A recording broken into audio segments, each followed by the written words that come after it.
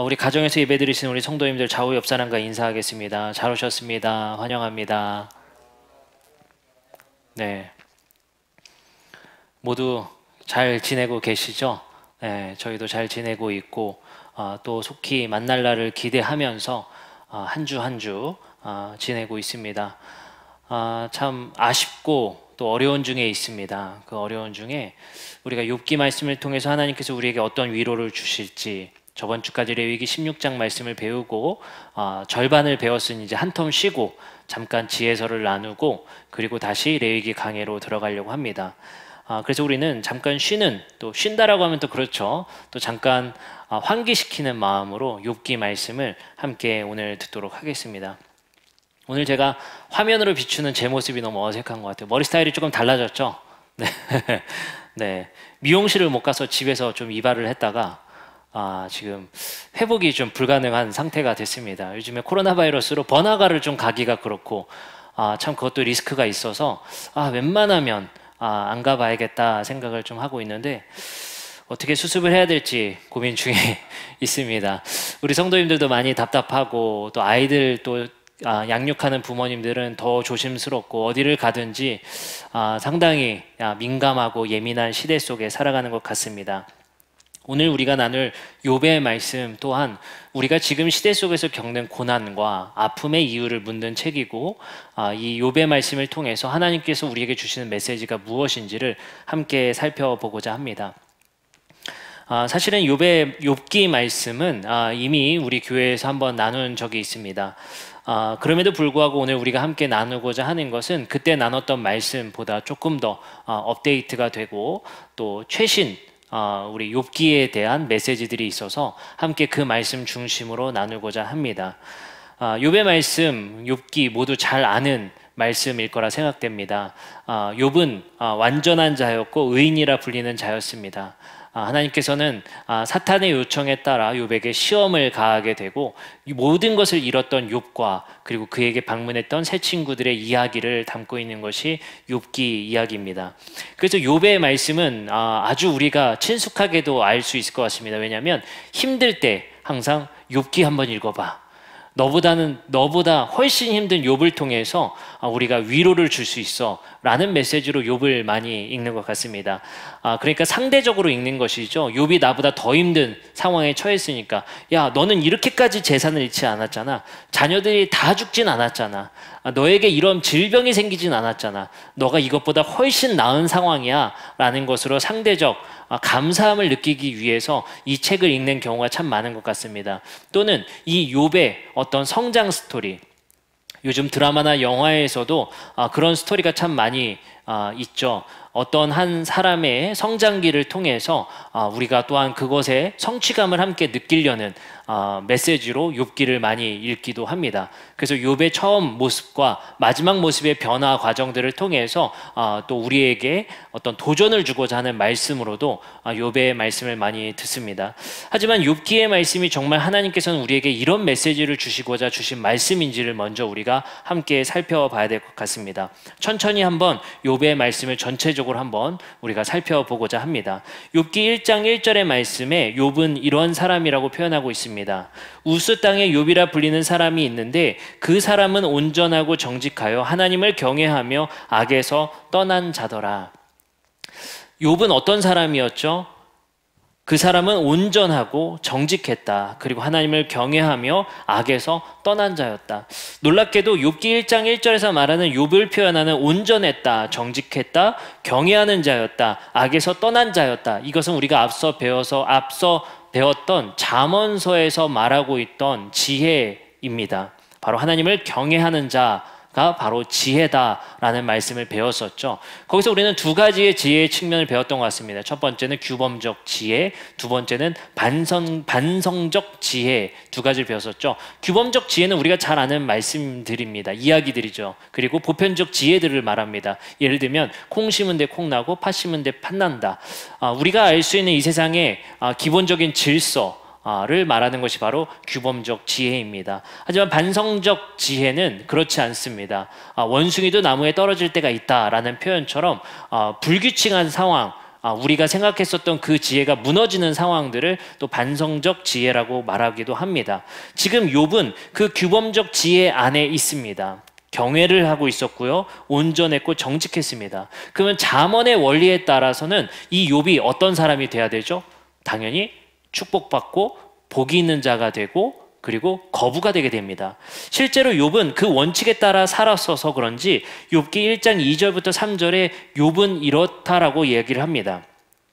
그에게 아들 7과 딸 3이 태어나니라. 그의 소유물의 양이 7,000마리요 낙타가 3,000마리다. 소가 500결이요 암낙이 500마리이며 종도 많이 있었으니 이 사람은 동방 사람 중에 가장 훌륭한 자라. 자, 이 사람은 지혜만 있었던 것이 아니라 그리고 의로운 사람뿐만 아니라 부자였습니다. 당연한 원리겠죠. 우리가 잠언서에서 살펴봤던 그런 규범적 지혜에 가까운 사람이었습니다. 원칙대로 된 것이죠. 하나님을 경외했고 하나님께 열심히 있었고 의롭고 온전하고 정직하자 하나님께서 그에게 부를 허락하셨다라는 규칙이 나오게 됩니다. 하지만 이에 대해 이런 규범적 지혜에 저항하는 이가 있었으니 바로 사탄입니다. 사탄이 하나님께 이렇게 참소합니다. 욥기 1장 6절부터 12절의 말씀에 보면 사탄이 딴지를 걸기 시작합니다. 하루는 하나님의 아들들이 와서 여호와 앞에 섰고 사탄도 그들 가운데 온지라. 여호와께서 사탄에게 이르시되 내가 어디서 왔느냐. 사탄이 여호와께 대답하여 이르되 땅을 두루 돌아 여기저기 다녀왔나이다. 여호와께서 사탄에게 이르시되 내가 내 종 욥을 주의하여 보았느냐. 그와 같이 온전하고 정직하여 하나님을 경외하며 악에서 떠난 자는 세상에 없느니라. 사탄이 여호와께 대답하여 이르되 욥이 어찌 까닭 없이 하나님을 경외하리까. 여기에 굉장히 중요한 포인트가 있습니다. 사탄이 하나님께 딴지를 거는 내용은 까닭 없이 하나님을 경외하겠습니까? 당신이 어떠한 복을 주셨기 때문이 아닙니까? 라고 하는 것입니다. 10절입니다. 주께서 그와 그의 집과 그의 모든 소유물을 울타리로 두르심 때문이 아니니까 주께서 그의 손으로 하는 바를 복되게 하사 그의 소유물이 땅에 넘치게 하였음이니이다 라는 겁니다. 사탄은 그가 규범적 지혜를 통해서 잘 지키고 정직해서 온전해서 받은 그 재물들 때문에 하나님을 경외하고 있다라고 딴지를 걸게 됩니다. 그러자 12절 여호와께서 사탄에게 이르시되 내가 그의 소유물들을 다 너의 손에 맡겨보겠다. 다만 그의 몸 생명에는 손을 대지 말라 하자 사탄이 곧 여호와 앞에서 물러가게 됩니다.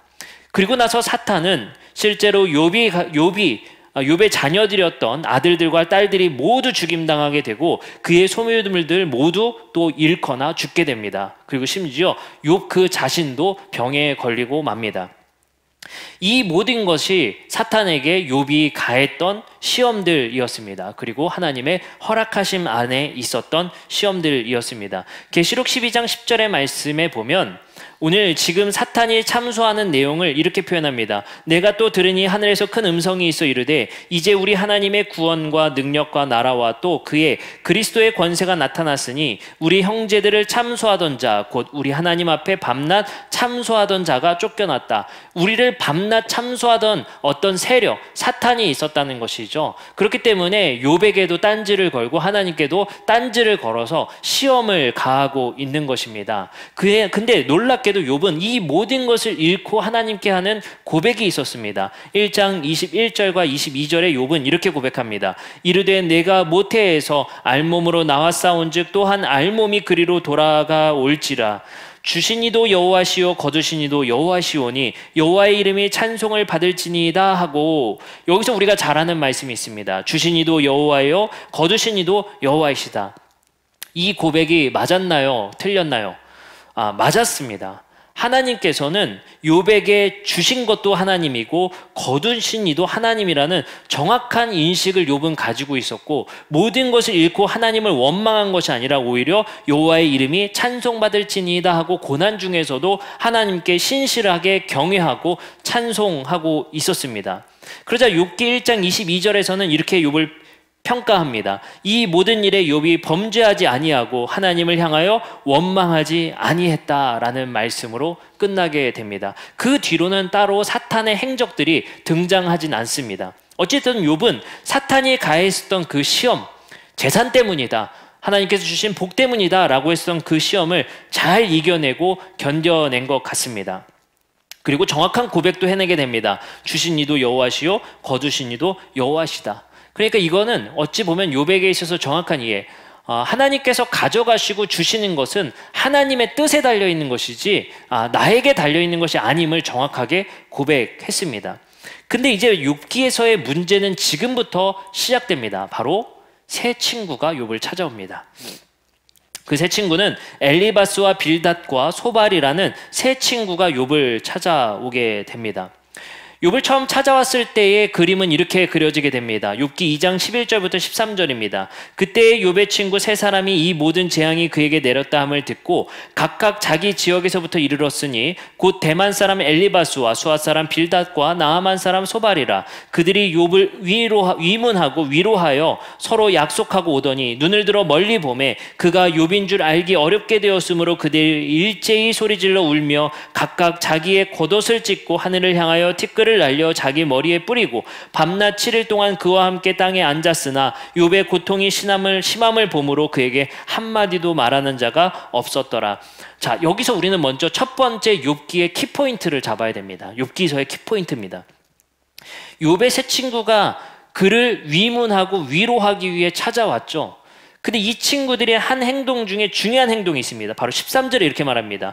그와 함께 땅에 앉아있으나 욥의 고통이 너무 심함을 보므로 그에게 한마디조차 위로조차 건넬 수 없었던 상황임을 말을 하고 있습니다. 근데 저는 욥기 3장으로 넘어가기 전에 이 2장에서 말했던 세 친구의 이 행동이 매우 중요했다고 봅니다. 그저 힘들고 고난받는 자 옆에 앉아있는 것, 함께하는 것, 그것이 주요했다는 것입니다.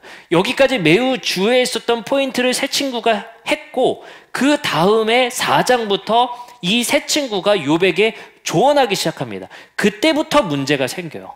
그러니까 이 욥기서는 우리에게 첫 번째 지혜를 주는데 그 지혜는 뭐냐면요, 우리가 고난받는 이들에게 특별히 해설하려고 하고 해석해 주려고 하지 말라는 거예요.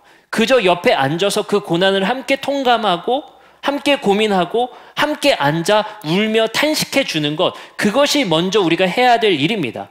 그 뒤에 있었던 세 친구들의 비전, 그리고 세 친구가 전했었던 그 위로들이 문제가 되게 되는 겁니다. 그러면 어떤 문제들이 있었는지 보도록 하겠습니다. 엘리바스가 갑자기 이런 일이 생깁니다. 4장 12절부터 16절이에요.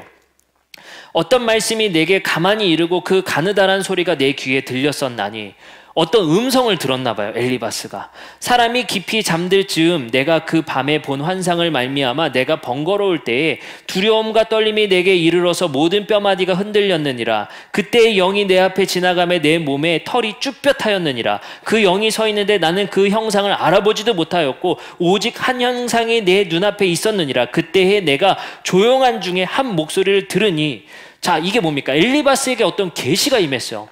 어떤 한 형상을 보게 됐고 그것이 내 뼈마디가 그리고 내 몸의 털이 쭈뼛 쏘고 흔들릴 정도로 뭔가 강력한 계시가 엘리바스에게 임했습니다.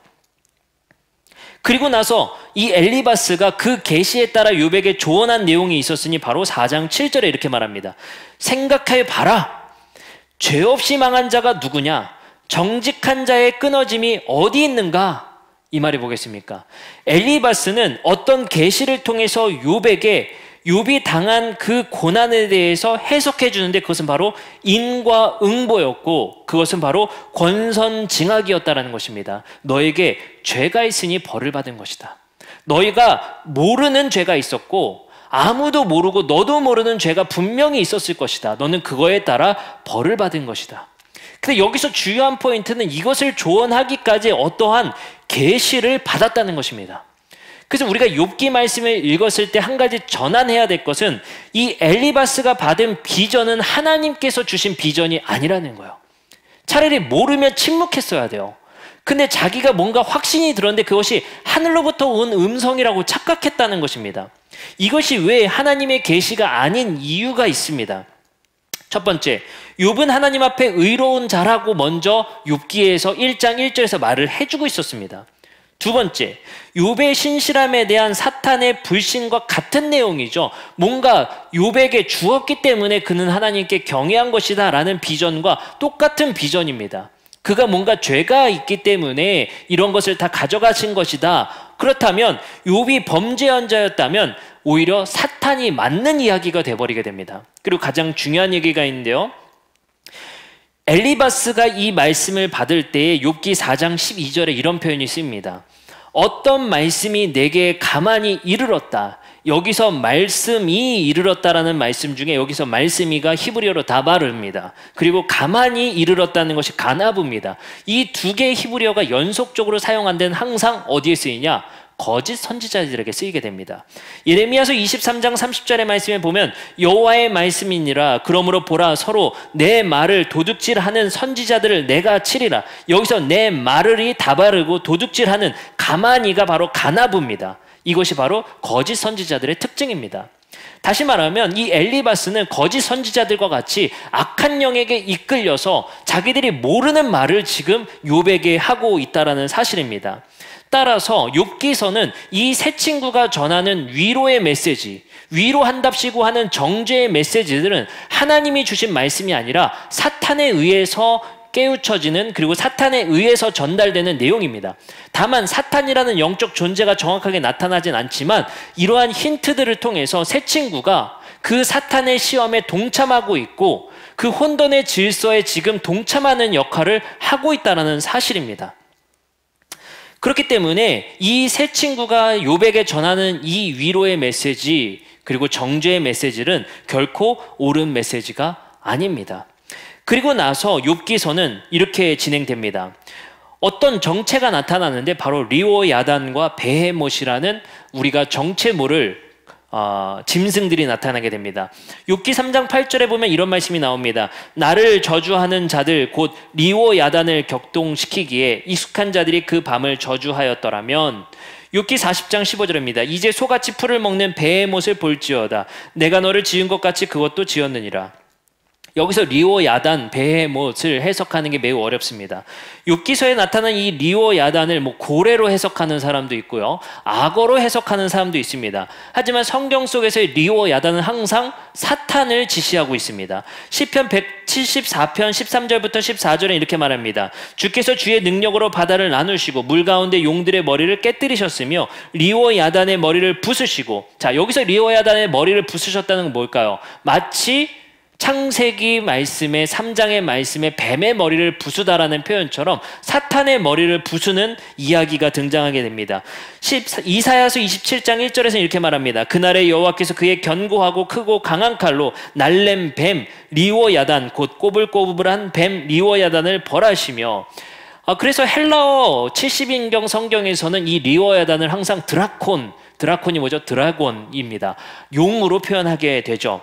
그것을 계시록에선 받아서 이렇게 말합니다. 12장 9절에 이렇게 말합니다. 큰 용, 드래곤이 내쫓기니 옛뱀 곧 마귀라고 하고 사탄이라고도 하며 온 천하를 꾀하는 자라. 그가 땅으로 내쫓기니 그의 사자들도 그와 함께 내쫓긴다. 분명히 이 욥기에서 나오는 리오야단은 사탄을 가리킬 가능성이 매우 높습니다. 그리고 나서 이 사탄에 대해서 하나님께서 뭐라고 말씀하시냐? 욥기 41장 8절부터 12절의 메시지 성경으로 이렇게 이야기합니다. 놈에게, 리오야단이죠. 리오야단에게 손이라도 얹었다가는 무용담을 이야기하기는커녕 목숨도 부지하지 못할 것이다. 굉장히 강력한 존재라고 말합니다. 그런 엄청난 놈을 상대로 무슨 승산이 있겠느냐? 놈을 한번 보기만 해도 꼬꾸라지기 말 것이다. 노려보는 그놈의 얼굴을 보는 것만으로도 기가 꺾인다면 내게는 어떻게 맞서겠다는 것이나 내게 덤볐다가는 어느 누가 무사하겠느냐? 이 모든 것이 다 내 것이다. 내가 이 우주를 다스린다. 여기서 중요한 핵심 포인트는 리오야단이 아무리 강할지라도 내 통치 아래에 있다는 사실을 하나님께서 말씀하고 계십니다. 이게 매우 중요한 욥기서의 관찰의 내용입니다. 하나님께서는 욥의 고난과 고통 가운데 이 리오야단의 존재가 있었음을 말씀하시고, 이 리오야단 사탄이 욥을 참소하여서 욥에게 고난을 줄 때에 하나님의 통제 아래에, 하나님의 주권 아래에 그 고난도 있다라는 사실을 우리에게 말씀하고 계시다는 사실입니다. 근데 이러한 지혜를 깨닫지 못한 새 친구들은 어떻게 얘기를 하는 것이죠? 욥, 너는 분명히 규범적 지혜에서 규범적 지혜를 통하면 너가 죄가 있기 때문이야. 어떤 잘못이 있기 때문에 이런 일이, 환난과 고난이 너에게 처해졌어 라고 지금 해석하고 있고 이해하고 있는 것이죠. 근데 하나님은 그렇지 않다는 것입니다. 욥이 당하는 고난은 너희가 이해할 수 없는 하나님의 경륜과 이러한 영적 세계 속에서 너희가 도무지 이해할 수 없는 것 가운데 고난이 있다라는 것입니다. 근데 새 친구는 그것을 해석하려고 했고 알아내려고 했다라는 사실입니다. 여기서 우리는 굉장히 중요한 핵심 두 가지를 찾을 수 있습니다. 악은 하나님의 통제 아래에 있다. 두 번째, 악의 잔존과 악에게 우리를 노출시키는 이유를 우리는 다 알 수 없다는 것입니다. 그렇기 때문에 우리는 함부로 죄 때문이야, 너가 신앙생활이 잘 안 되기 때문이야, 그렇기 때문에 너에게 이런 우환이 생기고 악재가 생기는 거야 라고 감히 말할 수 없다는 것입니다. 때때로 사탄의 영역 속에서 그 세력들이 우리를 괴롭히고자 노력하고 있으며 하나님은 그것을 우리에게 시험으로서 두고 있다라는 것입니다. 예수님도 그 이해가 있으셨는지 이렇게 말씀하십니다. 우리를 시험에 들게 하지 마시고 악에서 우리를 구하시옵소서. 세상은 악에 노출되어 있고 그 악의 잔존의 세력들이 우리를 계속해서 참소하고 있고 우리를 괴롭게 하고 있다는 사실을 욥기서는 우리에게 보여주고 있습니다. 그러나 그 이유를 정확하게 밝힐 수 없으며 하나님께서 왜 우리에게 그 시험을 가하는지, 결코 그것이 우리의 성장을 위해서다, 너가 더 좋은 신앙인이 되게 하기 위해서야 라고 말할 수는 없다는 거예요. 그 이유가 분명치 않고 하나님께서 욥에게 이 사탄에게 시험을 내준 이유가 정확치 않다는 것입니다. 죄 때문도 아니고요, 욥이 잘못했던 것도 아니고요, 어떤 이유도 없어요. 그걸 도무지 이해할 수 없다는 것입니다. 그렇기 때문에 우리는 이 욥기서를 통해서 우리에게 닥쳐오는 고난의 두 가지의 형국을 생각해 볼 수 있는 것입니다. 첫 번째, 우리에게 이런 고난과 환난과 우환이 찾아왔을 때 때로는 그것을 해석하기보다 침묵할 수 있어야 되는 것입니다. 하나님께서 주신 고난을 우리는 다 이해할 수 없습니다. 그렇기 때문에 욥기서 38장에서는 하나님께서 이 자연의 세계를 쭉 살피시면서 너가 창조할 때 그 도량법을 이해할 수 있겠느냐라고 질문하시고, 지금 야생의 동물들을 키우시고 먹이시고 입히시는 그 경륜을 너가 이해할 수 있겠냐라고 말씀하십니다. 그렇기 때문에 하나님은 이 모든 사탄에게 주신 시험의 이유들을 너가 찾을 수 없고 말해준들 이해할 수 없다라는 것입니다. 그렇기 때문에 엘리바스와 빌닷과 이러한 세 친구들이 말했었던 이러한 해석의 지혜들이 하나님을 이해하고 하나님을 재단하려고 하는 이 노력들이 옳지 않다고 말을 하는 것입니다. 하나님은 이렇기 때문에 하나님이 이렇게 하실 거야 라고 우리가 함부로 말할 수 없다는 것입니다. 우리가 생각하는 하나님은 우리의 지혜의 차원 위에 계시고 우리의 경륜의 차원 위에 계시는 겁니다. 그렇기 때문에 우리는 이런 탄식을 쏟아내게 되는 것입니다. 마치 욥과 같은 탄식이죠. 도대체 왜 나에게 이런 시련을, 왜 나에게 이 고난을, 질문밖에 할 수가 없는 거예요. 왜 이럴까요? 우리는 다 이해할 수가 없기 때문입니다. 때로는 하나님을 믿는 자 그리고 믿지 않는 자로 구분을 해본다면 믿지 않는 자들보다 더 심한 고난과 가난이 우리에게 처해질 때도 있다는 거예요. 아니, 이런 안 좋은 일이 나에게 처해졌을 때 왜 하필 나일까? 왜 저 사람도 아니고 왜 하필 나일까? 그것을 꼭 우리는 주변의 사람들이, 야, 너 예배 생활 좀 잘못된 거 아니야? 너 교회 요즘에 좀 게으르게 하더니 하나님께서 너 치셨다, 이렇게 함부로 말할 수 없다는 거예요. 하나님의 경륜과 하나님께서 이루시는 이 모든 일, 당신의 나라를 위해서 하시는 이 모든 일, 그리고 심지어 그 모든 일 속에 포함되어 있는 사탄에게 우리를 내어주시는 일조차 우리는 이해할 수가 없다는 것입니다. 그렇기 때문에 우리는 하나님 앞에 그저 탄식하고 기도해 볼 수밖에 없는 것입니다. 이러한 고난은 우리를 연단하셔서, 우리 이런 얘기 많이 하죠. 정금과 같이 나아오리라. 그래서 우리는 항상 이 모든 시험과 고난이 우리를 정금과 같이 우리를 다스리고 우리를 시험을 주시는 이유를 우리를 정금과 같이 만드시기 위해서라고 말을 하지만 꼭 성장 스토리를 위해서 고난이 이루어지지 않는다는 것이 욥기서입니다. 따라서 욥이 받은 고난은 욥에게는 아무 잘못이 없었습니다. 그럼에도 불구하고 하나님은 그를 시험에 두게 하셨고 그를 악에게 노출시키셨습니다. 그것이 어떤 이유를 찾을 수가 없다는 것이 바로 욥기서입니다. 그렇기 때문에 하나님은 잠언서와 전도서와 같이만 움직이시는 것이 아니라 하나님은 때로 우리가 알 수 없는 지혜 속에서도 움직이시고 우리를 살피시고 계시다는 것입니다. 욥기 42장 2절부터 6절이 바로 오늘 읽었었던 그 마지막 말씀의 이야기입니다. 근데 여기서 매우 중요한 이야기들이 나오는데요. 2절부터 말씀을 보겠습니다. 주께서는 못하실 일이 없사오며 무슨 계획이 드신지 못 이루실 것이 없는 줄 압니다. 무지한 말로 하나님의 지혜를 가리는 자가 누구이며 나는 깨닫지 못한 일을 말하였고 스스로 알 수도 없고 헤아리기도 어려운 일을 말하였나이다. 이 말이 뭐겠습니까? 하나님의 지혜, 경륜, 그런 계획들을 모든 것은 우리가 이해할 수도 없고 말할 수도 없고 담을 수도 없다는 거예요. 그렇기 때문에 우리 그리스도인들이 할 수 있는 우리 주변의 이웃들의 고난 가운데 그 고난을 공감하고 그저 옆에 앉아서 함께 슬퍼해 줄 수 있는 자세가 우리에게 먼저 선행되어야 합니다. 그리고 4절 말씀에 이렇게 말합니다. 내가 말하겠사오니 주는 들으시고 내가 주께 묻겠사오니 주여 내게 알게 하옵소서. 내가 주께 대하여 귀로 듣기만 하였사오니 이제 눈으로 주를 배옵나이다. 그러므로 내가 스스로 거두어드리고 티끌과 재 가운데서 회개하나이다. 여기서 중요한 오역이 등장한다라는 거예요. 6절에 이렇게 말합니다. 그러므로 내가 스스로를 거두어드리고, 이 말, 내가 말한 모든 것, 생각들을 포기하고 티끌과 재 가운데서 하나님께 회개하겠다는 거예요. 여기서 만약에 회개라고 하면 성장 스토리가 맞을 수 있어요.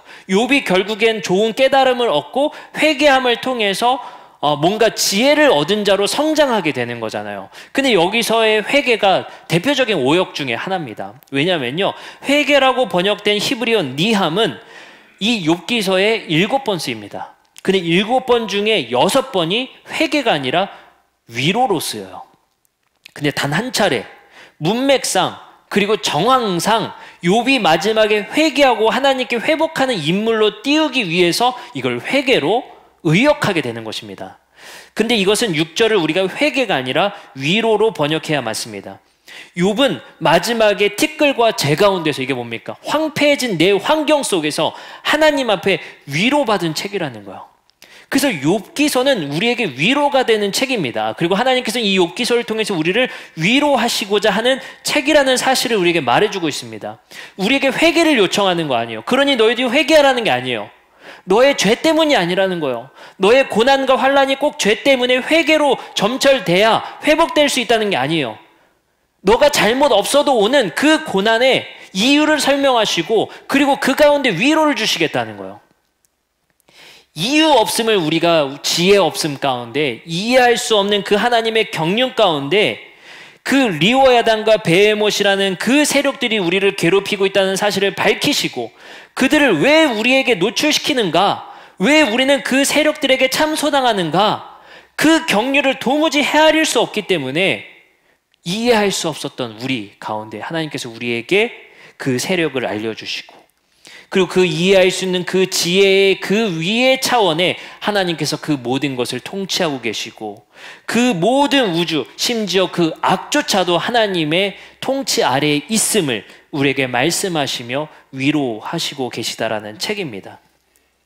따라서 오늘 우리는 욥기 말씀을 통해서 하나님께서 악을 통제하고 계시다라는 사실을 알려주시고 그리고 악에게 우리를 노출시키는 그 모든 이유를 알 수 없다는 사실을 우리에게 알려주십니다. 따라서 우리의 삶 속에서 우리의 이웃이 당하는 고난과 고통 속에서 그 고난의 이유를 우리 스스로가 다 찾아낼 수는 없다는 것입니다. 그리고 그 고난 속에서 악이 우리를 괴롭히고 시험에 들게 하고 그리고 악에게 노출된 그 상황 속에서 우리는 그것을 견디고 신실하게 하나님을 경외할 수 있는 이유는 그 악과 그 시험 가운데 하나님의 모든 통치 아래에 있다는 사실이 우리에게 견딜 수 있게 하시고 인내할 수 있음을 말씀하고 계십니다. 그렇기 때문에 우리가 꼭 알아야 될 것은 이 모든 악의 세력들, 이 모든 통치의 세력 위에 하나님이 계시다라는 사실, 그것조차도 하나님은 질서를 잡고 계시고 그 질서를 운행하고 계시다라는 그 사실을 우리에게 알기를 바라고 계십니다. 우리는 그렇기 때문에 우리 이웃의 만남과 이웃의 삶 속에서 쉽게 섣불리 그들의 고난을 평가하지 않았으면 좋겠습니다. 꽤 열심히 하나님을 경외했고 찬양했었는데 왜 나에게 이런 일이 생길까? 내가 잘못한 것도 없는데 왜 나에게는 이런 악재들만 생길까? 우리는 고민할 수밖에 없습니다. 그래서 우리는 주님이 가르쳐 주신 기도를 해야 합니다. 우리를 시험에 들게 하지 마시고 그 악에서 우리를 구하옵소서. 이 기도가 무엇이겠습니까? 하나님이 그 악을 반드시 심판하실 것이고 우리를 괴롭게 하는 이 영적 세력들을 하나님께서 통제하고 계시다는 사실을 믿음으로 하나님께서 그 사탄에게 우리를 내어주시고 그 시험에 우리를 노출시키셨지만 우리는 그 가운데 끝까지 하나님을 경외하고 인내하기를 바라시는 하나님을 발견케 된다는 것이 바로 욥기서입니다. 그렇기 때문에 우리는 마지막 날을 바라보며 이 고난과 고통 속에서 신실하신 하나님에 기대어 살아갈 수밖에 없는 것 같습니다. 하나님의 모든 경륜을 다 이해할 수 없습니다. 그리고 이 욥이 받았었던 그 고난도 우리는 결국 이해할 수 없습니다. 그리고 때때로 나에게 찾아오는 그 고난이 꼭 죄 때문은 아니다라는 사실, 내가 하나님께 소홀히 했기 때문에 내 삶의 행실이 잘못됐기 때문은 아니라는 사실을 우리는 기억할 수 있어야 합니다. 제가 목회하면서 가장 어려운 것이 무엇이냐라고 하면 우리 성도님들의 아픔과 그리고 어렵고 힘들고 그리고 고난의 이야기를 들을 때인 것 같습니다. 목회자라는 자리가 그런 것 같습니다. 성도들이 힘들고 아파하고 슬픈 일이 있으면 함께 슬퍼해야 되고 그것을 공감하는 자리에 있습니다. 또 때로는 좋은 일 생기면 그 좋은 일을 함께 기뻐하면서 내가 좋은 일 생겼던 듯이 너무 좋은 일들이 생깁니다. 그래서 저도 많이 기도합니다. 우리 성도님들에게 좀 좋은 일만 있었으면 좋겠다. 그래야 저도 행복하고 그래야 저도 신바람이 날 수 있죠. 그러나 꼭 우리의 인생은 그렇지만은 않습니다. 고난이 찾아오고 아픔이 찾아옵니다. 그렇기 때문에 목회자의 삶 속에서는 항상 그 기복이 매우 심한 것 같습니다.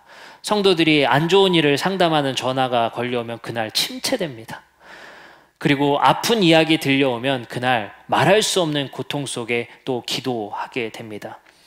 우리 성도님들도 그렇고 우리의 삶 속에서 그런 일들이 참 많이 있는 것 같습니다. 부동산 문제, 경제 문제, 그리고 직장 문제, 또 취업 문제, 또 진로 문제, 여러 고민과 아픔과 때로는 잘 풀리지 않는 그러한 일들에 우리 안에 너무나도 많은 것 같습니다.